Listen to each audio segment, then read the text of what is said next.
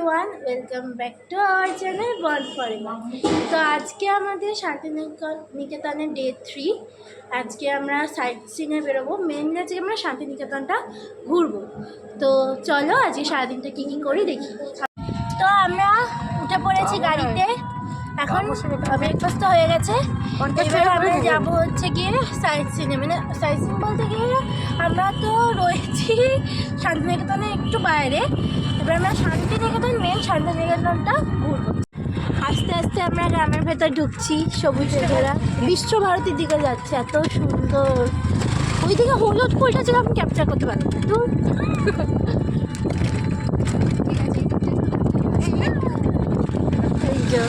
আর এত কাঁপছে না ফোনটা। মাঠটা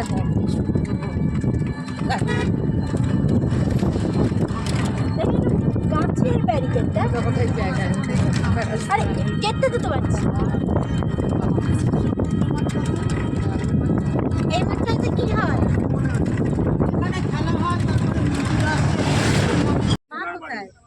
আমরা এসেছি অর্থনীতিতে নোবেল জয়ী অমর্ত্য সেনের বাড়িতে, যে বাড়ির নাম প্রতীচী।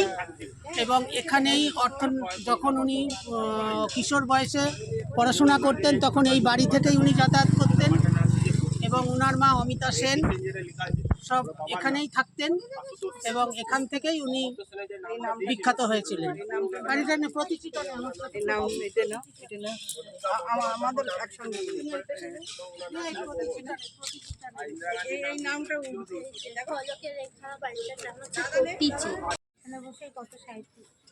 এই যে এখানে লেখা আছে এই যে বাড়িটা দেখা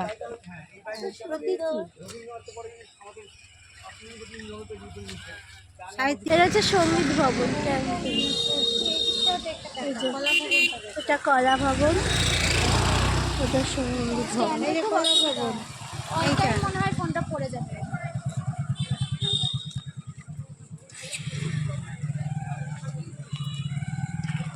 তো দেখিয়েছি।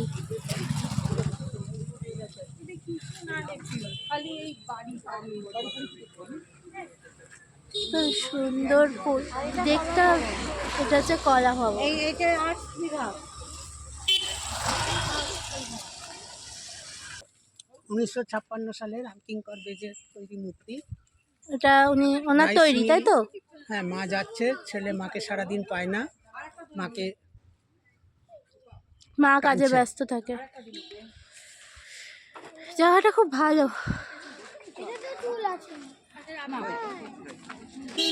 হেবি সমস্যা হচ্ছে আমার, ল্যাক প্যাক করছে তার উপর।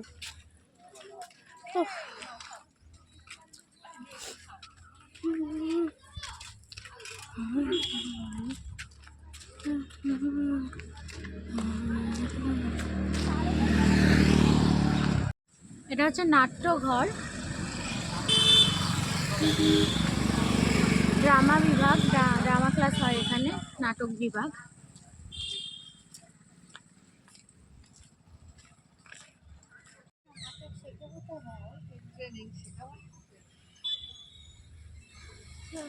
জানানো এখানে কোনো মন্দির বা মসজিদ নেই যে যাবেন পুজো দেবেন প্রণাম করবেন চলে আসবেন, এইসব নেই।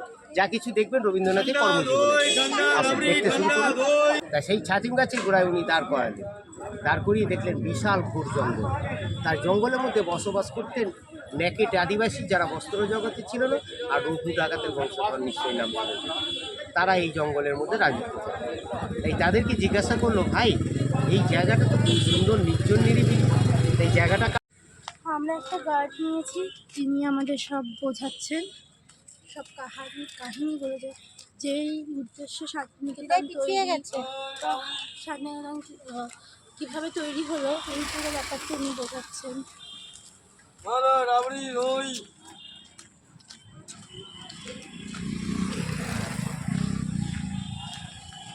কলকাতা জোড়াসাঁকোয় যে বাড়িটা আছে সেম টু সেম মডেল এখানে তৈরি করবেন, নাম দিলেন শান্তিনিকেতন। ওনারা ছিলেন ব্রাহ্মণ সমাজের।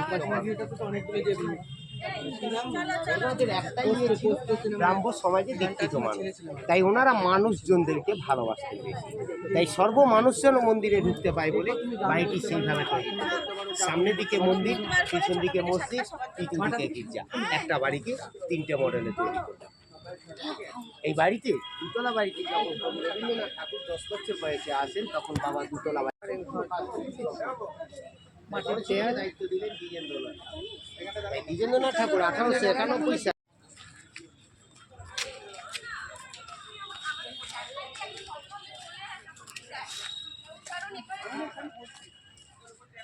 খালি দুটো সেকশন কর, উনার এজ প্রোফাইলে আর উনার কমেন্টে চেঞ্জ করতে পারবে। ওই রিক্সিটার সাথে যা আমরা দুজন দিয়ে আগাই। একটা তাল গাছ, মাটির বাড়ি দেখতে পাচ্ছেন। এই তাল গাছটিকে ঘিরে একটা বাড়ি তৈরি করলেন বিখ্যাত পেন্টার নন্দলাল। তাল গাছ এক পায়ে দাঁড়িয়ে,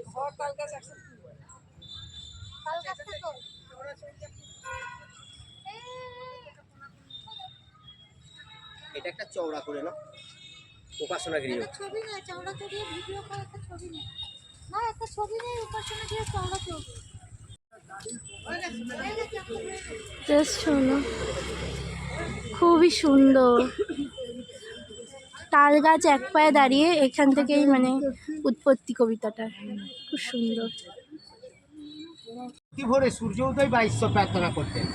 এইখানে বসে একটা বিখ্যাত হাট কবিতা লিখেছিলেন, যে কবিতাটা হচ্ছে কবরপাড়ার গরুর গাড়ি বোঝাই করা করছি আর। আচ্ছা, ডান দিকে দেখুন একটা ভেতরে বাড়ি, হ্যাঁ, যেটা রবীন্দ্রনাথ ঠাকুর ওপেন ক্লাস চালু করে দিয়েছিলেন ওনার স্ত্রীর নামে, নাম দিয়েছিলেন মৃণালিনী আনন্দ পাঠশালা। এখানে এই হলো সেই বিখ্যাত পদ্মদিঘি। হয় না, গ্রীষ্মকালে হয়। এনার আর ওনার মধ্যে পার্থক্যটা শোন। উনি হচ্ছেন গিয়ে বোকা, কিছু বোঝেন না, আর হচ্ছে গিয়ে উনি আমাদের বোঝাতে পারতেন না যে কারণগুলো কি, এটার নাম কী হচ্ছে না। হ্যাঁ,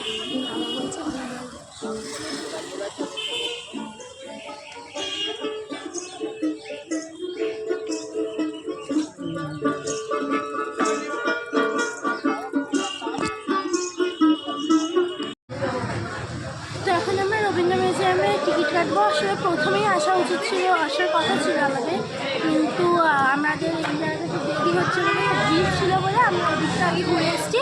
এখন রবীন্দ্র মিউজিয়াম দেখে তারপরে আবার আমরা ভেতর ঘুরে এলাম। আসলে না, আসলে ভেতরে ভিডিও অ্যালাউ নেই, তো তোমাদের সাথে শেয়ার করতে পারলাম না। তো চলো এখন আমরা অন্য জায়গায় ঘুরতে যাবো।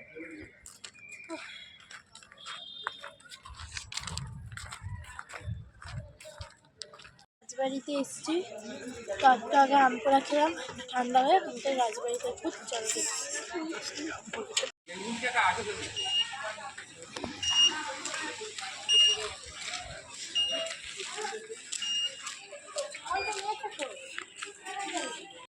কি বেশ সুন্দর, এটা এন্ট্রি ছিল, উপর দালান।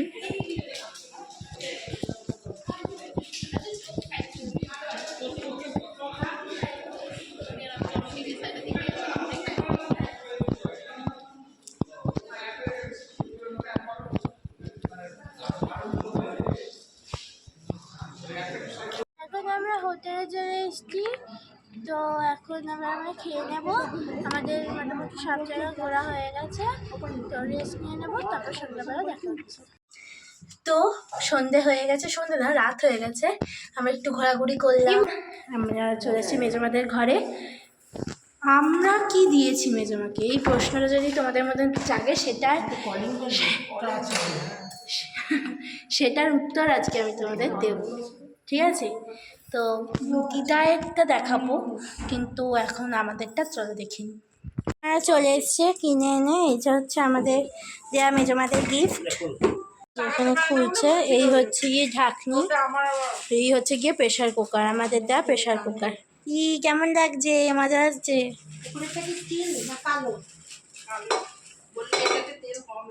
এটা হচ্ছে আমাদের দেয়া মেজমাকে গিফট। তো এখন প্রান্তশালার সামনে চলে এসেছি, এবার খেতে যাবো। এখানে প্রচণ্ড ভিড় আছে, আজকে অনেক টুরিস্ট এসছে আর কি, আর তাছাড়া একটা বোধহয় অনুষ্ঠানও আছে।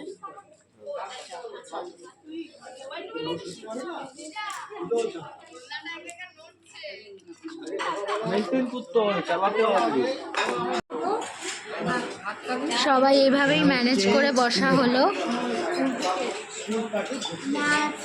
আর এই যে পেঁয়াজ আর লঙ্কাটা দিয়েছে, বাকি দেবে এখনো। তো এখানে রয়েছে তড়কা, যেটা মানে রুটির সাথে খাওয়ার জন্য। এই হচ্ছে ডাল, আর এই হচ্ছে চলে এসছে আলু পোস্ত। তো আজকের দিনটা তো খুবই ভালো কাটালাম।